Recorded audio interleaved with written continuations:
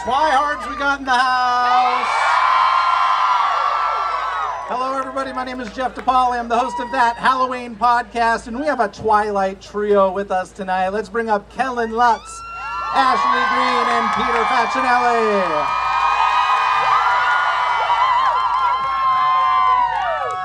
What's up, guys? This is night 3. We've been having a blast. Creep It Real Festive. Who's having the best time? Creep it real. Creep it real. Keep it what? Gotta creep it real. Creep it real. Keep it real. We're gonna have a lot of fun. We love doing these panels, and we're excited to hear the questions. And thank you guys for coming out here and just showing your support for this awesome event and for us. You guys having fun? I don't know if we're gonna be as good as the Grinch show. I heard the Grinch show was pretty good. I told my son when we were coming up here, he's like, "Are you gonna sing?" I said, "No." So I promised him. I said, "Mama." So there you go. Told you, Jack. I sang for you. Awesome. Well, one of the cool things about Twilight that I think a lot of people forget is that by the time the first movie came out, all of the books had already been published. So I'm curious, before any of you got involved, were you familiar with the books? Were you familiar with the fandom that already existed for Twilight? Let's start with Kellan. I think Ashley helped educate me on that there was a book and mini books. She Like, you read the book the to books, him. right? She read the book to you, Yeah. right? I'm like, can you record this and make an audio book? I wasn't the biggest reader until Twilight came out, and then I had to study my character. I read it. I'm like, this is really easy. Like the reading, the writing was really easy to grasp. And then I was like, all right, I'll get New Moon. And it wasn't in that much, so I went. Then Eclipse came around, but I was really, really happy that Breaking Dawn came out after we had shot Twilight. So like, yes, I get to shoot more Emmett stuff. And then, well, I was really, really excited because after we did New Moon and Eclipse, we found out that Breaking Dawn was greenlit and that they were going to break it up into 2 movies. I was like, yes, more Emmett, because I love my character. But I love all these actors to work with, and the books they're really, really great. And Midnight Sun's one of my favorites because I get to hear more Edward lines and the relationship between all the family members. Yeah. Yeah. So I had a little bit Ashley, of a let's different move that experience. mic up if you can. I know. Can what everybody I'm hear doing. us okay? Okay. Okay, great. So I had a bit of a different experience. I came in pretty early on while they were still auditioning Bella, and when they sent everything out, everything was very cryptic, and it was like girl 17, and that was it. And I was kind of like, what am I supposed to do with this? There's no script, there's no breakdown, and you kind of want to be informed as to what they're looking for, what you're going to do. And I asked my agents if they could get any more info, and they said, oh, well, it's a book. And as soon as they told me that, I ran out and I got the book and I read it without sleeping. I feel like a lot of people kind of did. You read it in a day. It was just to Kellan's point, it was such an easy read, and it really immersed you into this world. And I fell in love with Alice. I understand the love for her, because I think Stephanie did such a beautiful job creating this character, and she really spoke to people who kind of walked to the beat of their own drum and had this authenticity that I really appreciate that not all people have. And so anyways, I fell in love with her and with the whole story, like many of you did, I think, and was kind of just, without understanding what manifestation was, I think kind of manifested the whole thing. Because I was just like, oh yeah, no, I'm going to be a part of this world. I am meant to play this character. It doesn't matter that I've barely done anything in Hollywood whatsoever. Twilight was one of my first jobs that I ever booked, and so I'm so grateful that it worked out the way it did. I forgot the question. I'm sorry, I talked a lot. No, were you familiar with the books and the franchise that already existed before you got involved? So, Do you need help? Are you okay? John's gonna come help you now. there we go. There. Mama! You hired me. You can't be up here. So, so my agents called. They said, do you want to do a vampire movie? I said, no. Because I was thinking bats and caves. Not there's anything wrong with that. There just happened to be at that time a bad string of vampire movies at the time. B vampire movies. So I was like, no. And they said, well, this director's director, Catherine Hardwicke. And I was like, oh, I like her. And so I said, maybe can I meet on it? And they said, the audition's tomorrow. I said, is there a script? They said, no. I said, but it's based on a book? And they said, yeah. So I ran to the bookstore, I bought the book, and then I was just gonna read like, Carlisle's role, because I was like, I got an audition tomorrow, so I was like, flipping them through to Carlisle. And then I started reading it, and I was like, oh, this is pretty good. And so I went back and read it from page 1. I stayed up till like 2 o'clock in the morning reading it. I had bloodshot, like red eyes when I went to the audition. They were like, you're perfect. And but the truth is, I tell this story sometimes because it's a fun one. I was on a list. I was like, when you're an actor, if you do a good job, they're always like, you're on a list. It's a magical list, and you never know how many people are on it, right? It's a short one. So they're like, it's a short list. So you're like, well, 2 people, 5 people, nobody ever knows. And so I would call and say, so how's it going? And they finally told me, like a week and a half later, 2 weeks later, they said, you didn't get it. And I said, what? And so I was like, oh man, I thought I was good for that. And so I was at an audition the next day after that, and I was there was a book. It said 100 years of vampire making in Hollywood on the coffee table, and so I started flipping through it, and it was like Bela Lugosi and like Interview with a Vampire, and I thought, man, the universe is really rubbing it in. I didn't get this movie, but I had such a good time reading with Catherine that I thought, you know what, I'm gonna steal this book. No, I bought it.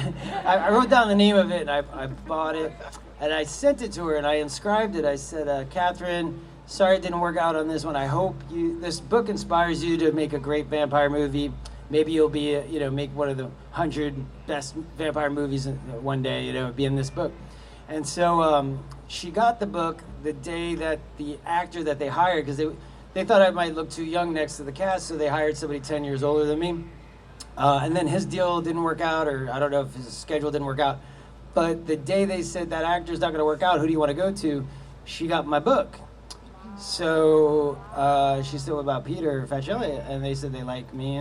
And so I always joke I bought my role for $29.99. That's the moral of that story. You got to buy your way into Hollywood. And so, but the full circle of that is, about a year ago, a fan came and said, hey, will you sign this for me? It was a book. It said 100, years of best vampire movies, and Twilight was in it. So I bought the book and I sent it to Catherine. I said, we did it. Full circle. That's awesome. That's really cool. So since there were the 4 books already, were you all signed to like a 4-picture deal or anything? I don't think at that point? There's only The 3. last one was The the first, three. there was only 3 at the time. So we signed on to a 3-picture deal. Okay. And then they wrote the 4th one. They split it into 2 movies. So were you like contractually obligated to the multiple films, or I'm No, sure you but were at that hoping the point, first one like we hit. were so excited to be part of Yeah. something that was so special that we signed on to do the last 2. One of my favorite things about Twilight is the fact that like Summit Entertainment was not this huge, massive studio. It was a small studio, and when it hit so big, I was like, yeah, it's like the Cinderella story, the little man winning sort of thing. And so I'm curious, you weren't doing a huge studio film. Were you shocked by the hit that it became, and did it affect your day-to-day life after that first one came out? Lisa and Kellan. Kellan, sure.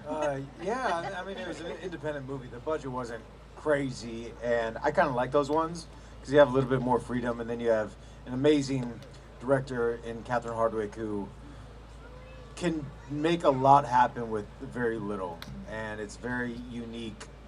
And to be in her head and just listen to a director who has a vision that you might not understand sometimes, and then you see the movie and you're like, Yeah. wow, good job. But yeah, post the movie, we had a couple of Twi moms who would come on set, and we'd have no idea what Twi mom was. And I remember one time Nikki and I met one. We thought she was a producer. She had her baby with her. She's like, "Can you hold my baby?" I'm like, "Yeah, I thought she was a producer." So holding this baby, and then we get called to set about 15 minutes later, and we can't find the mom. We're like, "You take her, Nikki." "No, you take her, Kel." But yeah, we thought we had no idea. We're like, "We have a baby, guys. Like, what are we doing?" So that's where it started, and then I had the people just started showing up on set. But it was once the movie came out, and I think the news had captured Tent City, how many people were camping out for a week, that it really hit that this is going to be huge, and we pray that people like it and receive it well. And then post that, paparazzi were everywhere. Even in Vancouver when we were shooting, it was hard to leave. So we did a lot of bonding inside our hotel rooms. And then, yeah, it was this like epic adventure that we got to be a part of. It was really special. How about for you, Ashley? Yeah, I was just excited to have a job. I love the books, but like I also think like nobody knew what it was going to be. I was just excited. I knew that I loved the books, and I knew that I was excited to have one of my first jobs that I ever had, and those two things I think gave me something that like is irreplaceable, and why I have so much affinity for the first film and what we were able to create, because this was where we, introduced ourselves to the world as these characters, and we didn't quite know what we were getting ourselves into, and there was such a like naivety there, but there was something like really pure about the whole experience of what we like got to experience together. And then obviously when the first one came out, we knew that this was something much bigger and much different. I mean, to be honest, like whenever I got the role, I asked my manager, I was working at this place called the Belmont restaurant. I was like, so I got this thing, can I come back to work after? And he was like, Ashley, I don't think you're gonna need to come back to work. And I was like, okay, well, but can I? And that was like my mindset going into it, where I was like, this is very cool and I get to be a part of this thing, but like nothing is guaranteed in this space. Like you don't always get to go on and make another film. And so for me, it was just like a very exciting thing to be in that very moment. And then once things started to take off, it like became kind of this like whirlwind of its own. Peter, for you had been working long before that, so a very different experience for you, I assume. You'd gone through a lot of films. Did it feel different for Twilight, like going into it?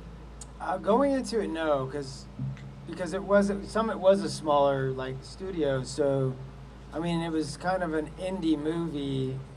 Even though it was like a $30 million budget, it was still considered indie because it wasn't like a major studio. So, the first movie was very under the radar. Like I remember, I have a fond memory of going to this. It was like a open night mic bar, and Jackson Rathbone and Rob got up and played guitar, and there was nobody in this bar. It was just like the three of us, maybe Rob Pattinson and Jackson Rathbone, a couple of cast members, and it was just us and a few other people, but nobody knew what we were shooting, nobody cared, and it was so amazing to like have that bar just to ourselves.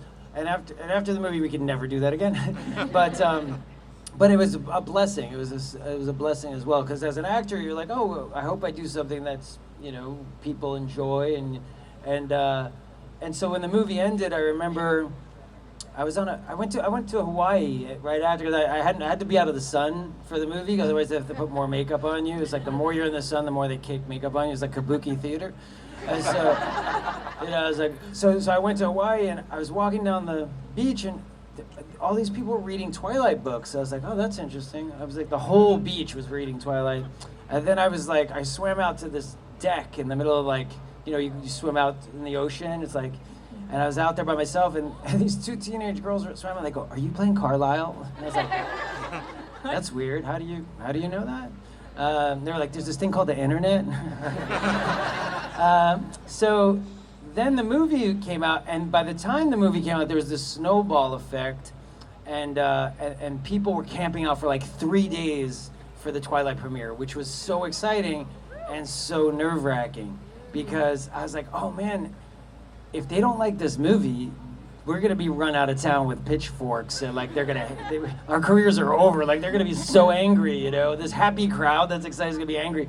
And so I was like, I'm just praying that they liked it. And then, obviously, I think you guys did, because we're still here. Today is the anniversary of the premiere of Twilight, 17 years. So, what a wonderful way to celebrate this anniversary, with you guys. What an incredible ride. What an incredible ride. That's awesome. So I want to talk about some of my favorite scenes that y'all are in, and one of the ones that I think sticks out from the original film would be the baseball scene.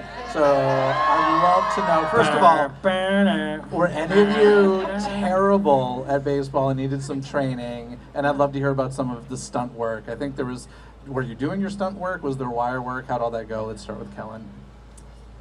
Yeah, I love when I booked the job, Ashley again helped me with that. She's like, "I'll pick Kellan," but Catherine's like, "Go straight to baseball training." I'm like, "We're doing that already?"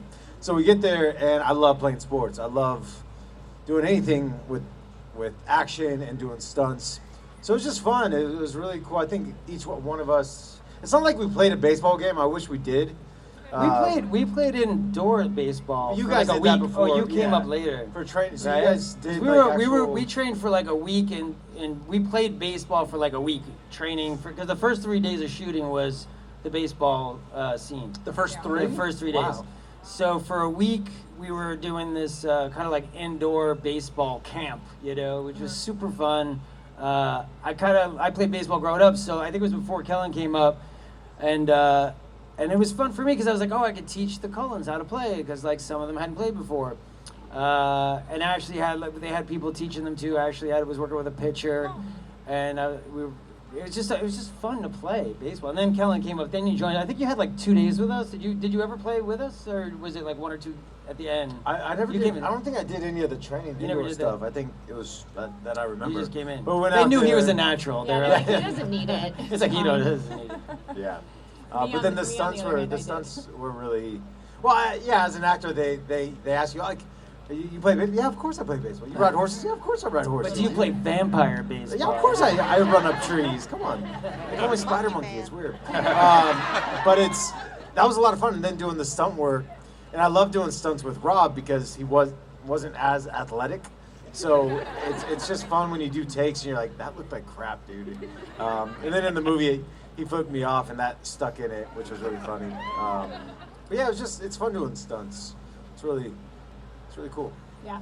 Did you get to do most of them yourselves, or did you all have stunt doubles? Yeah, we They did. couldn't afford stunts. Yeah, not for the on first that one. first one. All right. Yeah. We didn't even have a They let us contact do lens whatever we could do, technician. yeah.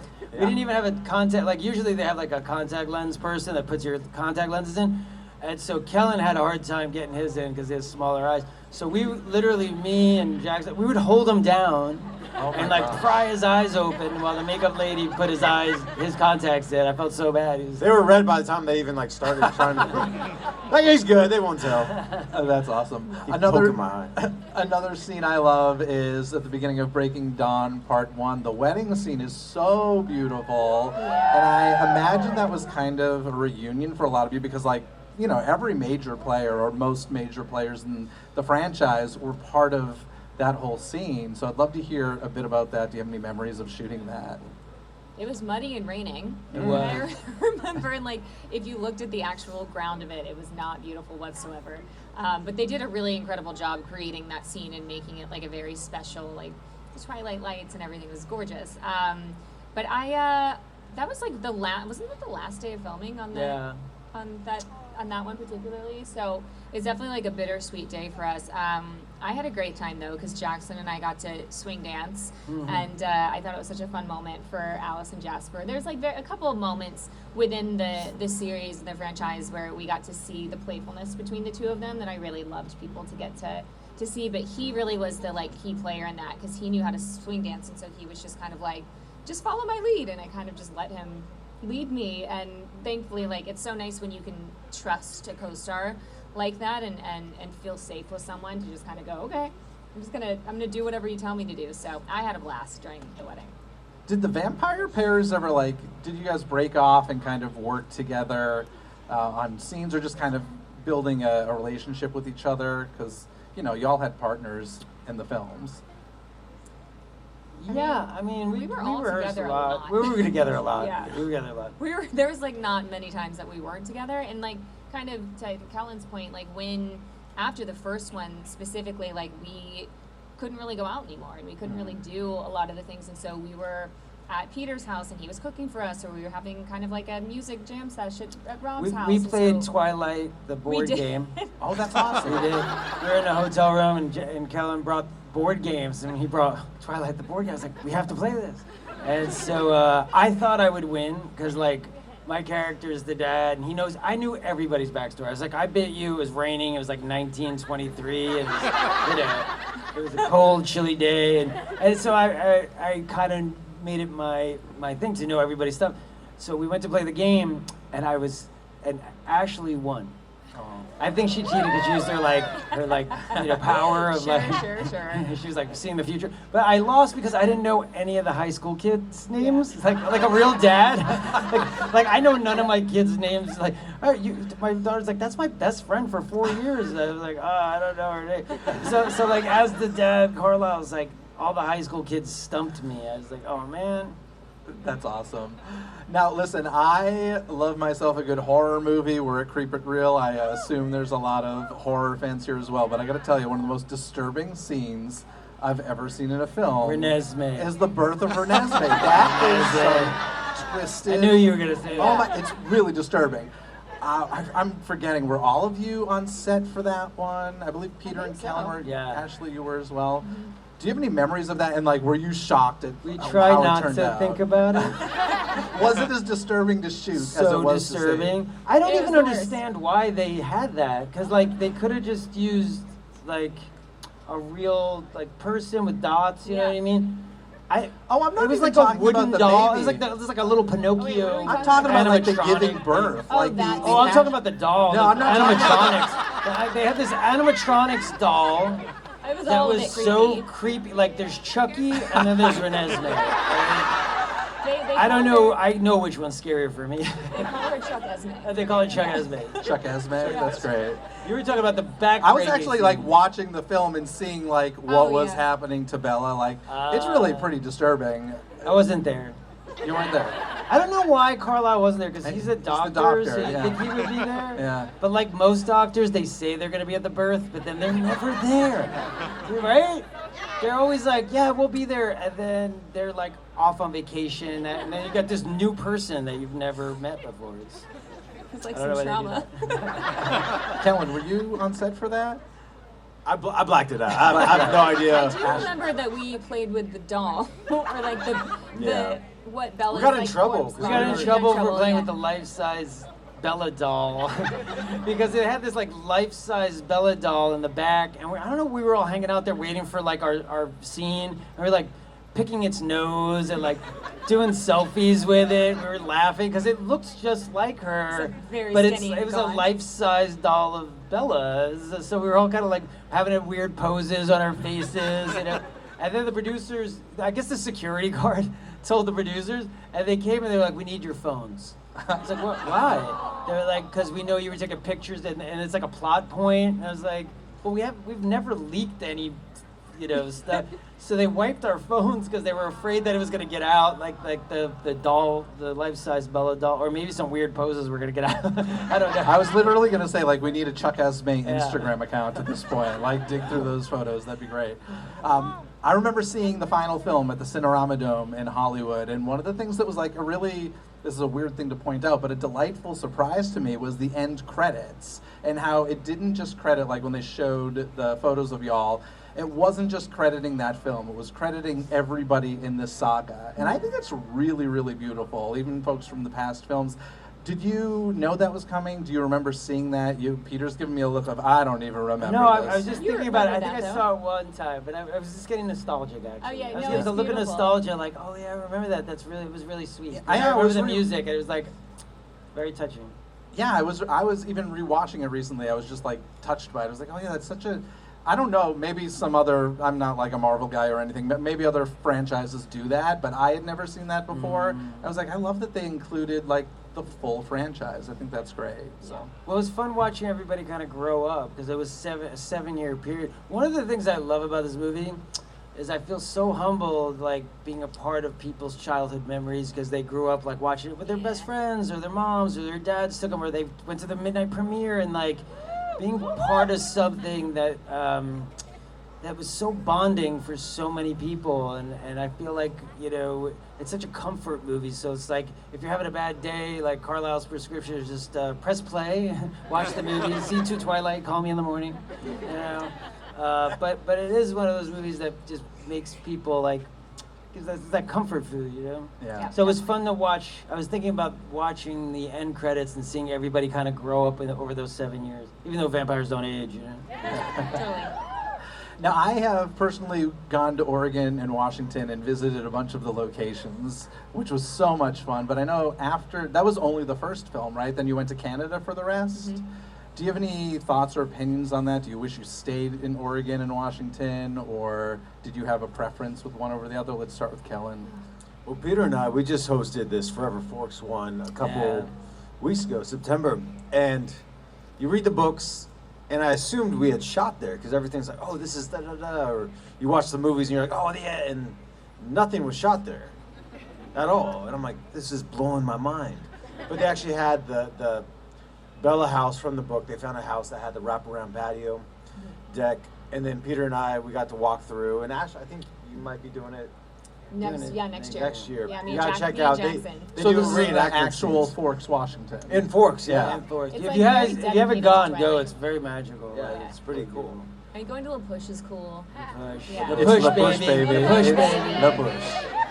Kellan and I, he had a Jeep that he rented, and we were like going through trees. We had the soundtrack on, and at one point, Kellan goes, "Oh, that's where they killed one of the vampires." I was like, "What? Where?" I was like, "We didn't shoot here, did we?"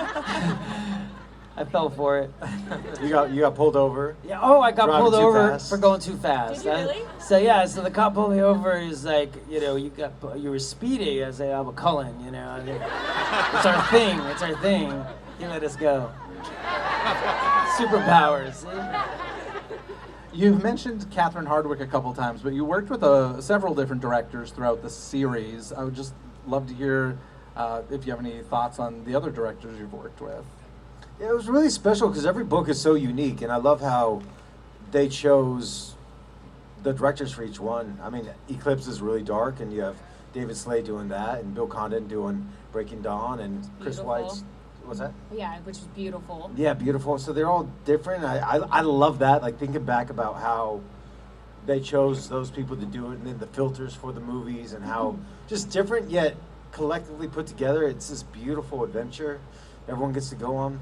Yeah, it was definitely like, I love too that every director and people came on and had their own vision and their own spin on things, and they were really respectful of the castmates that had been there since the beginning of it, but wanted to find ways to kind of bring new experiences and bring new sides of the character perhaps. And so it was a really nice kind of refreshing thing that people got to come in and really collaborate with everyone to make something new and special each time.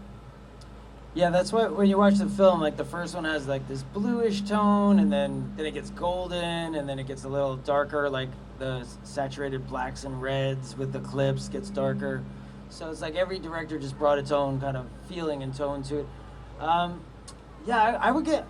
mean, the directors were always kind of nervous coming in because it's like they're taking over this thing, and then you have this family that's already kind of, bonded, and so learning their style and learning how you could service them was interesting, and then seeing the final product, it was really cool.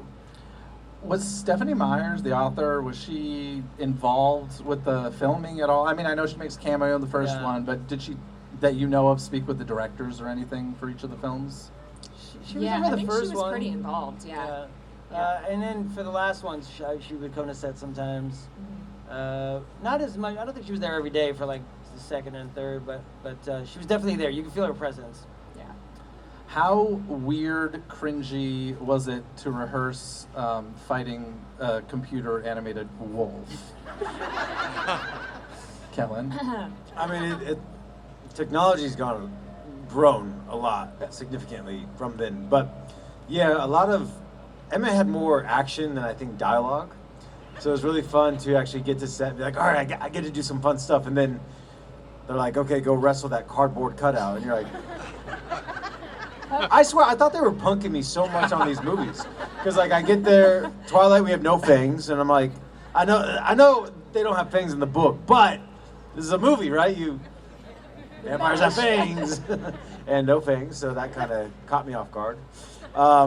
But then, yeah, wrestling the cardboard cutouts, or we had these bean bags with hair and like sacks of flour, but like throw them at you and be like, react! Oh, and you catch this giant hairball.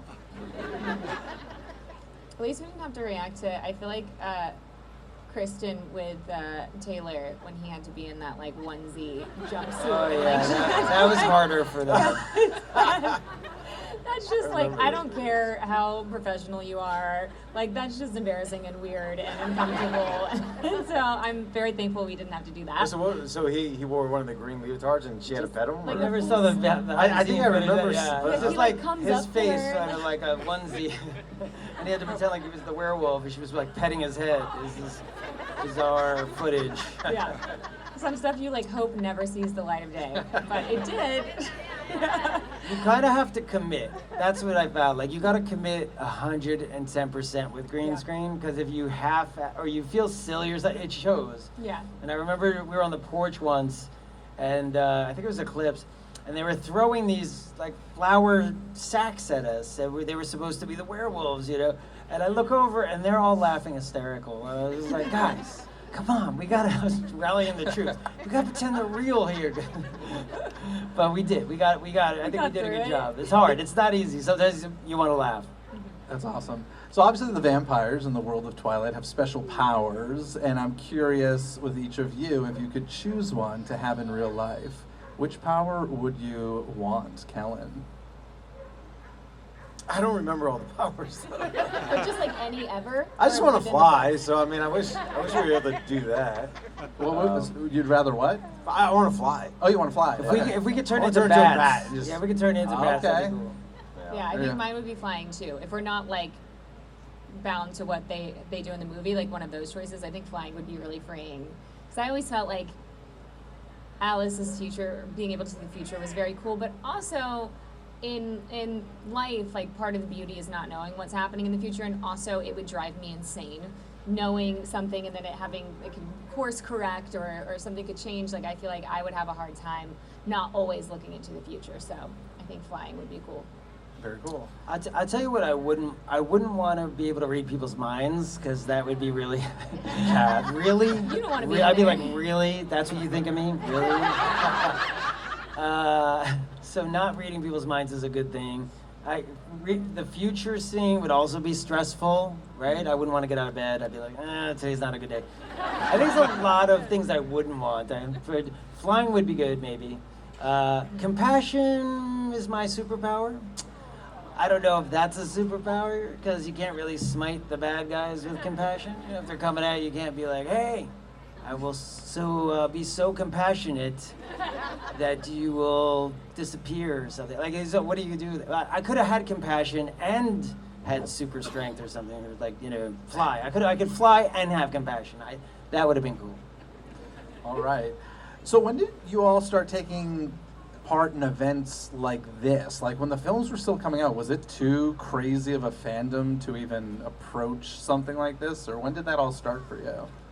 Yeah, I feel like in the beginning it was a little, like I think we tried to do a couple of things, but there were, like I have memories of, when I was with Rob doing a press thing overseas, like we had some event and they broke down the barricades, and like it became very clear that it was a little, sometimes a little too dangerous, and I think it would have been too chaotic to do it. And so like a couple of years ago, like 3 years ago, did we start doing these? And it's been really lovely because we didn't always get to have the at-length fan, the conversations and the interactions that we get to have here, and it's really like beautiful that this far down the road we get to actually sit with people and hear and understand how it impacted their life, and what a beautiful thing Twilight's been for so many people. And so we didn't get to have it then, but we're trying to kind of like make up for that now.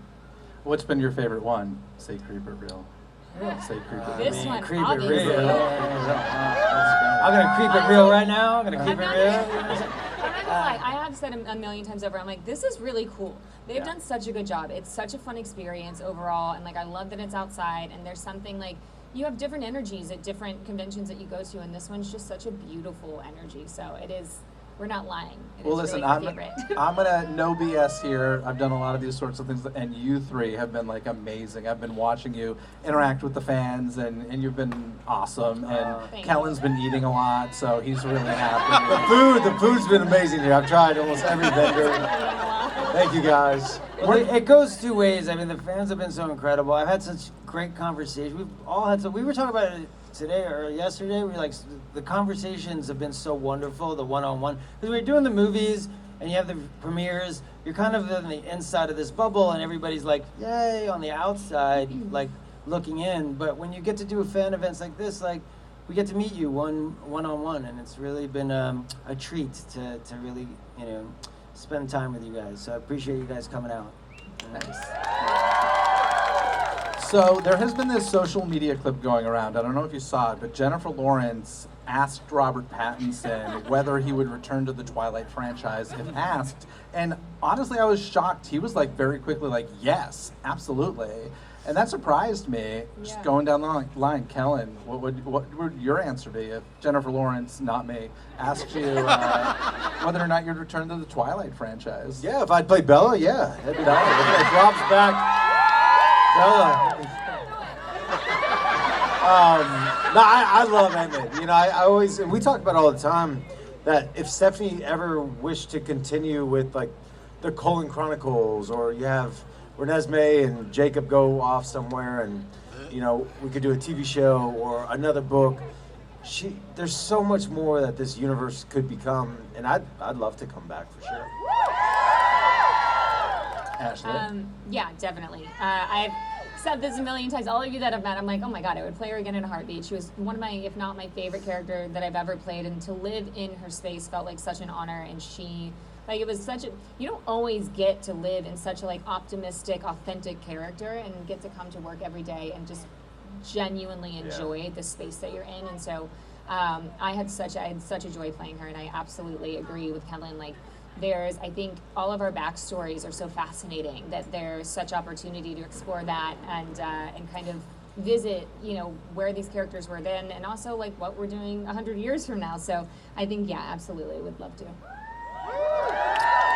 Yeah, it's been a real treat, because a lot of times as an actor, you don't get to explore a character for that long. You can do sometimes when you do a TV series, but this one we got to explore for 7 years and many films, and so yeah, there's a part of me that misses that character, and I would love to continue. So I think also we're all fans of this whole franchise too. Like we were when we were in Forks, they had these actors that were doing cosplay Cullens, and I was like, oh man, look at them.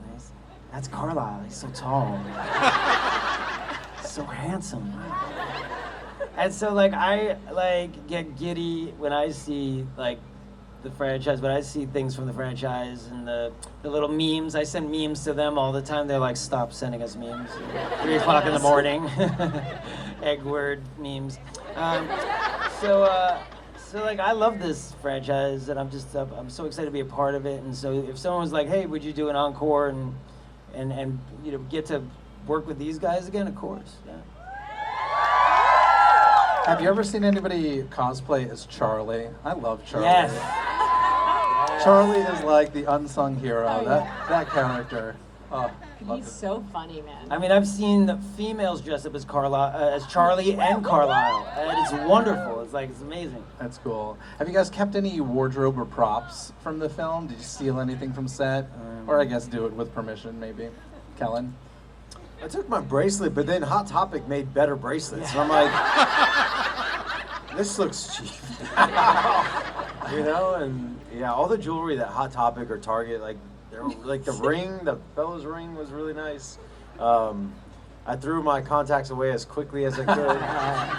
I thought I could out-lose them all and they'd run out of budget. Nope. The movie's got more money and I got more contacts.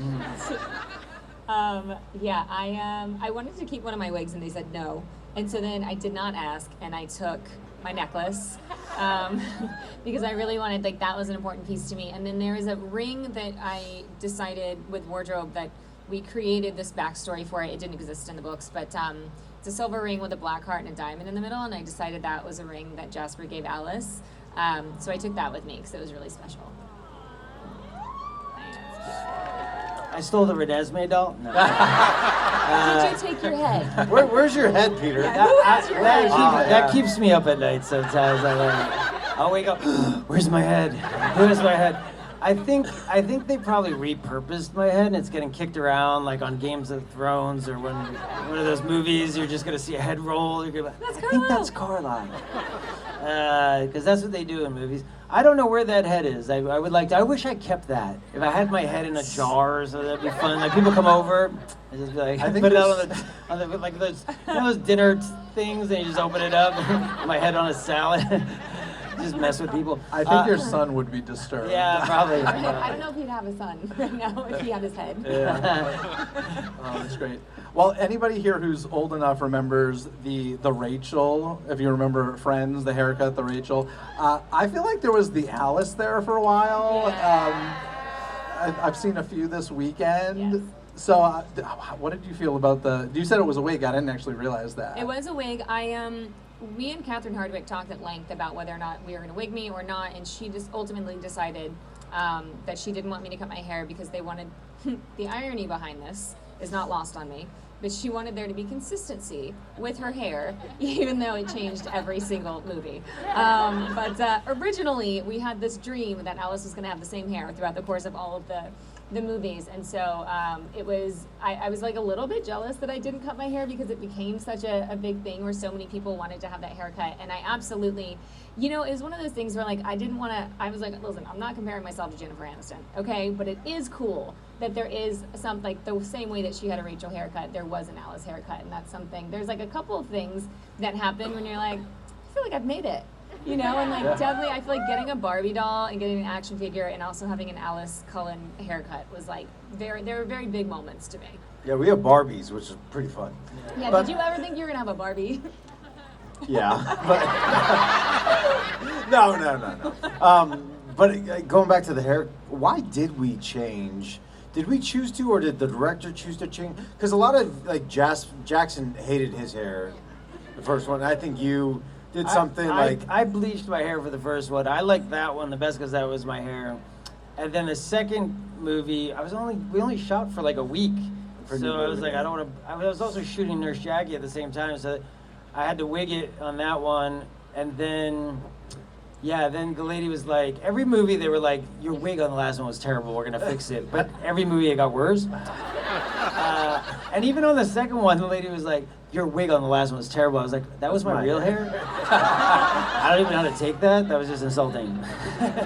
So I was like, okay. Yeah, there was a fascination with people just wanting to change all their hair. But Yeah. mine changed. I had they would change mine. I don't know why. I think every person that came in that was the hair person wanted to make it their own thing. Yeah. Okay. Wasn't there one that like kept wanting to push your hair down? Yes, in front the of your last face? one, she kept like pushing my hair down. I was like, that's not Carlisle. She's like, yeah, but it looks better. I was like, no, it doesn't. And so every time she walked away, they were like, action, and I would swoop it back, and she'd run in, and it was a tug of war. So I was like, push it back, and she'd come down, and I was like, and then she left, and then half the movie I have it up, and half the movie I have it down. I look like little boy Fauntleroy. I was like, what's going on?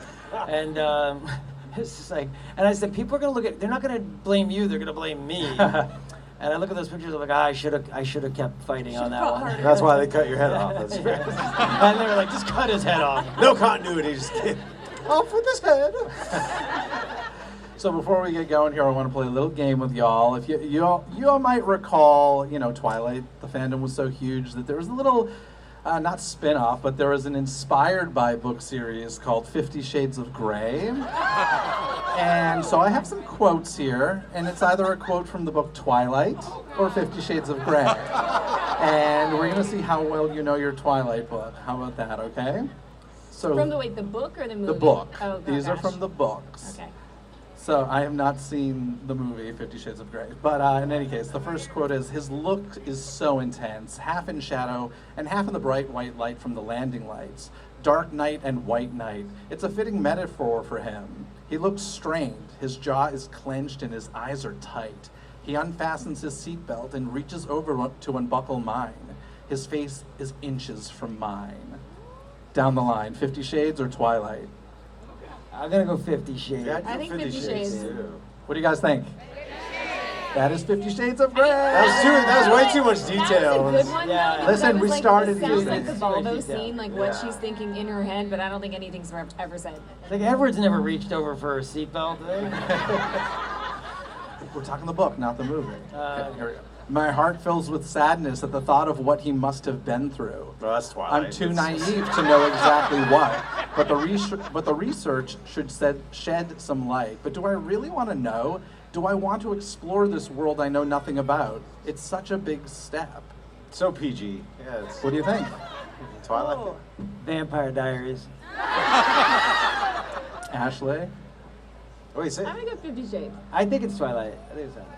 So we got Twilight on the end. Wait, will you say it again? I was already. My heart fills with sadness at the thought of what he must have been through. I'm too naive to know exactly what, but the research should shed some light. But do I really want to know? Do I want to explore this world I know nothing about? It's such a big step. I just don't. The research 50. line is making me jump to 50 Shades of Grey. So. I know she researched him, but I don't remember her ever saying like this. Do I want to jump into a world that I know nothing about? Yeah, I Just don't doesn't remember seem that either. like Bella. Yeah, I love see, how that- seriously they're taking this. Yeah, wait. Read the first line again. My heart fills with sadness at the thought of what he must have been through. I think it's 50 Shades. I think it's 50 Shades, because wait a minute. Unless we're looking at it wrong and it's not Bella and it's about someone else, like Could this have been any of the books or just Twilight? This is just the This first is just Twilight the first book one. and the first. I think I 50 remember Shades. this. okay, in I'm 50 Shades. gonna stick with my answer. What'd you say? What'd you say, Vampire Ash? Vampire Diaries. No, I don't think Bella would say she's naive. What do y'all No, think? neither. I don't think I'm gonna say 50 Shades. 50 Shades. It is 50 Shades of Yeah! Grey. Oh my god. I was Okay. like, Bella wouldn't say she's naive. Next one. I was still frightened of the hostility I sometimes felt emanating from him, and I was still tongue-tied whenever I pictured his perfect face. I was well aware that my league and his league were spheres that did not touch, so I shouldn't be at all anxious to see him today. You say anxious? Did you say anxious? Yeah. I think these are all 50 Yeah, I Shades think of they Grey. are That's 50 too. Shades too, though. I don't think. What do you think? Twilight? It is Twilight. I should have known with the anxious. With the anxious, I was like, maybe it's. Sounded Okay. a little melodramatic for Bella, but I was wrong. I got a few more. I don't know why I glance up. Maybe I catch a slight movement from the corner of my eye. I don't know. But when I do, he's standing in the doorway of my bedroom, watching me intently. That's Twilight. Twilight. Yeah, I'll go Twilight. 50 Shades of Grey. I know, right? We were all wrong. Read that one. That was a direct rip-off, though, of Twilight. Yeah, right? We know where It really came was. I realized there were tears in my eyes. I dabbed at them, embarrassed. He touched the corner of my eye, trapping one I missed. He lifted his finger, examining the drop of moisture broodingly. Then, so quickly I couldn't be positive that he really did, he put his finger to his mouth to taste it. 50 Shades. I gotta go with 50 Shades. Otherwise, Edward's way weirder than we I thought. don't remember him eating her tears. 50 Shades. What do you guys? 50? Is it Bella? It's Twilight. Edward! You tasted her. He tasted her in the book. Yes. Okay, this is the last one that we say. Edward. Okay, I'm gonna have a word with my son on that one. Midnight Sun. Come on. This is the final quote. I lightly trailed my hand over the perfect muscles of his arm, followed the faint pattern of bluish veins inside the crease at his elbow. With my other hand, I reached to turn his hand over. Realizing what I wished, he flipped his palm up in one of those blindingly fast, disconcerting movements of his. It startled me. My fingers froze on his arm for a brief second. That's when Rosalie met Emmett, guys. That's great. What do you think? That's a tough I'm one. gonna go 50 Shades of Grey just because. You said muscular? I can't. I can't picture Edward muscular because of the movies, but. What do you guys think? What do you guys think? I'm gonna phone some friends. Yeah. 50? We're gonna go 50. Yeah, that's why Genesis. I'm there with you. I feel like it has to end with Twilight. So I'm saying Twilight. Really? Ashley, what do you think? I said 50 Shades of Grey. 50 Shades of Grey? Yeah. It is Twilight. Yeah. So there we go. You survived the game. Good job. I think we lost, but We totally lost. Did you that. have fun? yes, Then that's you all that won. matters. I have more fun when I win. Give us one more. I don't have one up. That's because with our characters, okay?